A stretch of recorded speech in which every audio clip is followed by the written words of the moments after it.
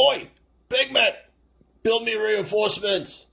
Okay, boss. Let me open this up. Welcome back to the Red Ones Go Faster. I'm Old Big Mech. Well, this is Old Big Mech.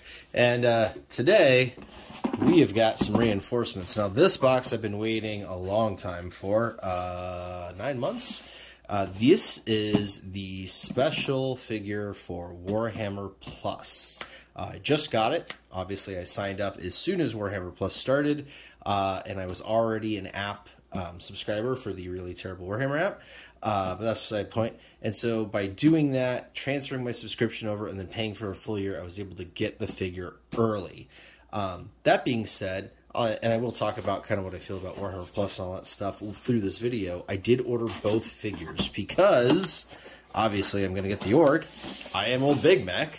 But also, I really wanted the Vindicaire Assassin, which is what everybody wanted. I have seen one unboxing video of the Assassin. I have seen none of the Orruk. So, let's get into it. Alright. Anyways, so this is the one everyone has been after. There was something like an 86% take rate, if I remember reading the Warhammer Plus thing right, on the people that wanted the Assassin here, the Vindicator, and it is really, really cool. I mean, I will admit it, it is awesome looking. He's up in the head of that statue, looking super duper rad, and obviously with me building my Imperial Guard army for my second army, or not my second army, my new army this year. It's what the one I'm actively working on. I'm really looking forward to having this available as an option. So I'm gonna build it and use it in the game like this. So yeah, we'll open that later. But what I really wanted to be after, what I thought all of you guys would really want to see, is this one. This is Bazdrogg Nekk-Choppa, who's an Orruk. So he's actually a Age of Sigmar guy, but I wanted to use him in my Orc army, and I'll show you why. So what I got here is the War Boss and Mega Armor. This is the one that comes in the Combat Patrol set. So he is the newest one. He is a big size. I've seen people saying to use this guy as that, you know, mount a little grout on him. He's already got a big old two-handed axe thing, so I wanted to kind of see what he looks like for that. But what I want to use him for, what I think he really looks like, is a Beast Boss. So I have Bazdrogg Scragbad here, who also builds the Beast Boss on Squigosaur. And what a lot of people do is, since the torso here it is a really nice join to it, you can build it and magnetize it and then use them as both. So you use them as Bazdrogg or as the Beast Boss on Squigosaur. But what that doesn't give you is a Beast Boss on foot. And I don't honestly like the Beast Boss on foot figure. I don't think it's that cool looking. So I'm hoping to convert this guy to my Beast Boss on foot. So I wanted to get a good size comparison. So let's go ahead and pop him open and see what he looks like compared to the sizes on these other ones. I'll try not to bodge this up too badly. I do kind of want to keep this box just because it's so neat. Alright.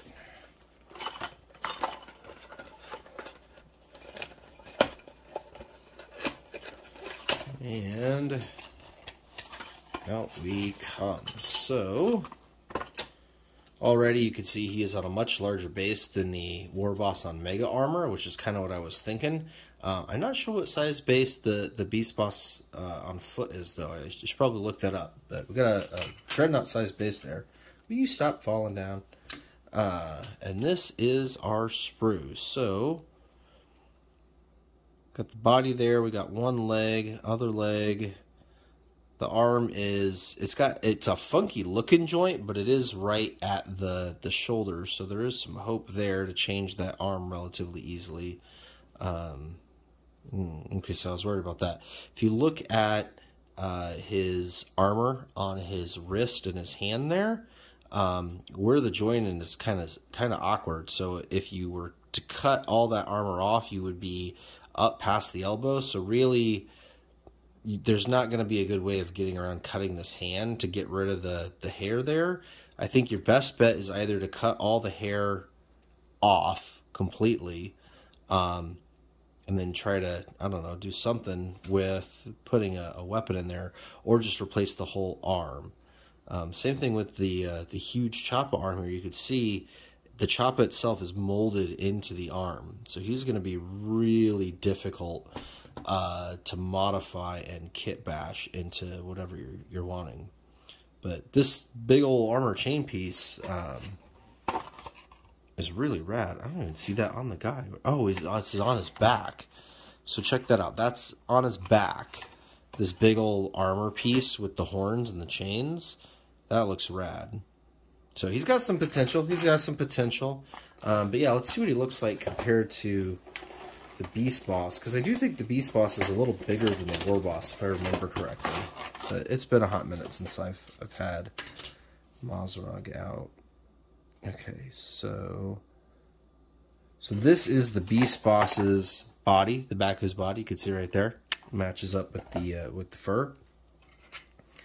And yeah, looking at the pieces side by side, yeah, he's about the right size there. So you want to look at the waist joint here. So there's the waist on the exclusive guy, and there's the waist on the Beast Boss. You can see the height from the waist to his top is very similar on both those pieces. And then again with the size of the huge Choppa, try to get him as close as I can here. You've got the big sword here.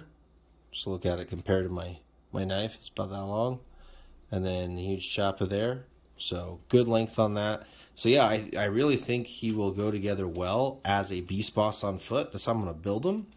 And yeah, so I'll have a whole video on that, on putting him together as a Beast Boss on foot for my squig army. The squig part of my army, the snake bites. I don't run the snake bites, just my squiggly gibbies. So yeah, that's pretty cool. That is Bazdrogg Nekk-Choppa. So if you like your orcs a little more on the feral side or the old school big choppy side instead of whatever the heck that chain corn axe looking thing is, he's a cool option. That left arm is going to be a problem though. Luckily the shoulder joint there with the skull and stuff on it, that's separate, so you should be able to put literally any other knob or war boss left arm on him and cover up the shoulder with that joint, and it's still going to look pretty solid. The other thing I'm worried about is the 3 horns. That's what I didn't look at, was the 3 horns. Okay, so yeah, so the horns are separate, so that's nice. It'll be easy to keep them off of his chest. And he does have a molded in bare chest, so you could put kind of whatever armor plate you want on him on the front there. And it looks like you've got this piece here to go on. Oh, I see. And then the horns stick through it. So yeah, you could totally leave the horns off and just use that piece. And that would look pretty good. So yeah, lots of options there for making your own Beast Boss on foot out of the custom guys. So yeah, if you're on Warhammer Plus, or you're thinking about picking up this model if you can get it, I think it's pretty cool. I think it's got some potential for us orc players. Now, all right, for all you guard heads that have been following me for the last couple of months, build my guard army, I know you're going to want to see this. Like I said, I've only seen one other unboxing video so far, so I think everyone's just kind of getting their stuff this week. So might as well unbox the Operative Umbral-Six. Now, I used to have the really old school metal Vindicaire Assassin when it first came out. I want to say like 98. He was pretty cool. The one where he actually had the sniper weapon out, not the one where he's holding it up and shooting the pistol. That guy was kind of lame. Alright, so yeah, there's everything in the box. Got your little instruction book there with a really cool photo of the painted one. Which, now, I remind you, the only things we had to go on when we ordered these, or even signed up for Warhammer Plus 9 months ago, were these 2 pictures. That's all they gave us. We didn't know what the back looked like. We didn't know if there were any options. That's all we had. So this is really everyone's literal first look. Oh, wow. Yeah, that statue piece is huge. There's your Vindicator. You could totally clip his feet and use him by himself, though I don't know why you'd want to. It also looks like you could shorten the legs on that thing if you didn't want him to be quite so elevated. And then same thing with the crown piece here. That is nice and separate. So it looks like you could have him, you could cut the elevation down and you could take this off so that he's more the right size if you wanted to use him more in a game instead of as a centerpiece. I'm going to leave it all up like that and just use him as a centerpiece, even though I'm going to use them in the game just because I think it looks so stinking rad. But yeah, that's the piece there. It's cool that they made this separate. If you could ever get your hands on these, I could see terrain builders really liking this, or Sisters players, or being able to do some cool conversions and stuff with. It'd be pretty rad.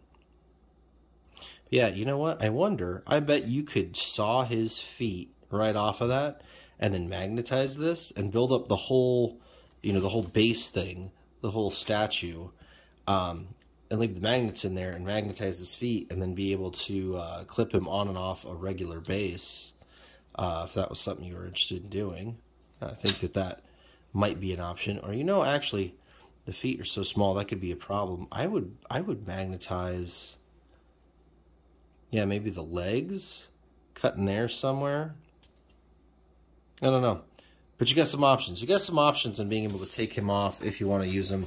Or yeah, he's going to make a really, really cool diorama. Let's see. I think there was some other stuff in there for doing the thing and stuff. Let's see. Oh, that's just the one thing. Okay. We got this pin, commemorative pin. Is it a blood angel? Yeah, it's a blood angel. He's got the little teardrop down there. I had to see if he was a flesh tear or something. But he's a blood angel. So that's cool. Got a little Warhammer Plus blood angel guy. So cool. So yeah, what do I think of the kits? The kits are cool. Are they worth the money just straight up? I mean, well, that's a question only you can answer when it comes to commemorative kits. Like for me, Red Gobbo on Bouncer was freaking hilarious, and I had to have it and pay full price, and like it just had to have it. So if you don't have to have them, you know, they're really kind of high priced for what they are. This was actually a really good deal for me though. So I was already using the app, and the reason why I was already using the app is I got some sort of a deal on the app when it first came out and started getting paid, to not like a beta tester, but sort of like a beta tester, I guess. So I had a couple of months free on it, but I just kept it going because I liked using it over Bazdrogg, because Bazdrogg, the base stuff itself, the program itself is unsupported these days. So it's really starting to get kind of wonky, and so I'm not using it because it's got some limitations that I really don't like. So I was using the app, and then when they announced Warhammer Plus, I really wanted to give it a shot. I didn't really care what the price was. I'm all in on Warhammer, and 40K have been for almost 30 years.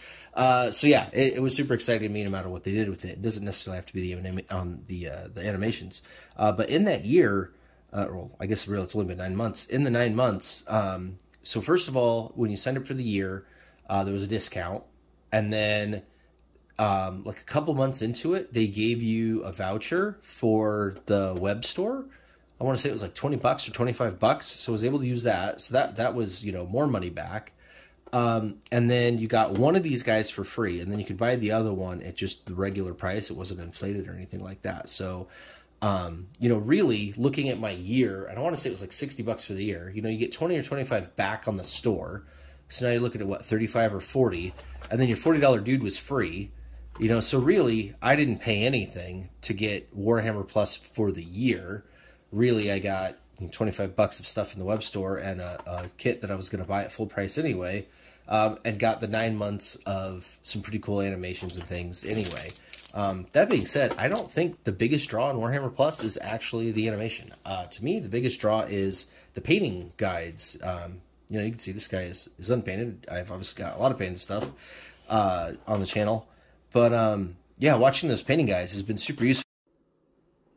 But yeah, you know, I do watch the stuff on YouTube a lot, and I do like it. And yeah, but the painting guides that are on Warhammer Plus, I think, are actually really, really high quality.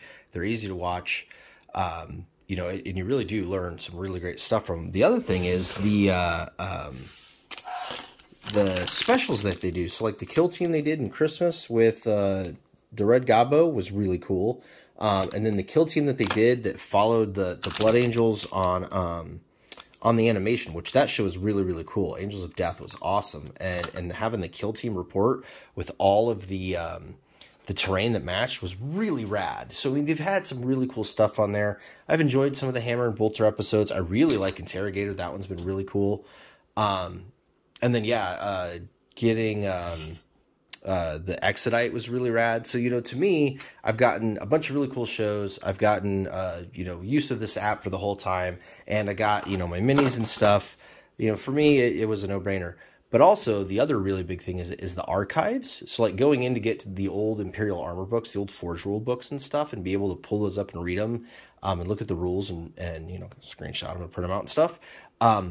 Those books, man, some of those books are hundreds of dollars. So being able to get those rules, you know, just on a whim is really, really cool. So yeah, you know, I know there's a lot of hate, and it's popular to hate Warhammer Plus. I don't hate it. I really like it. I'm happy to have my little pen, happy to have my commemorative figures, and super looking forward to turning this guy into a beast boss on foot, and yeah, and building this guy for my guard army.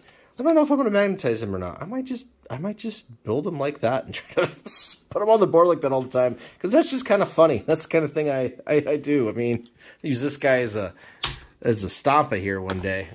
Anyways, that's been the Red Ones Go Fast. I hope you enjoyed this kind of silly look at the commemoratives and my little review of Warhammer Plus. And if you got, you know, your own 2 cents to throw in, please throw it down in the comments below. I'd really love to hear what you have to say. Were there any parts of Warhammer Plus you liked? Is there anything on these kits that you really like?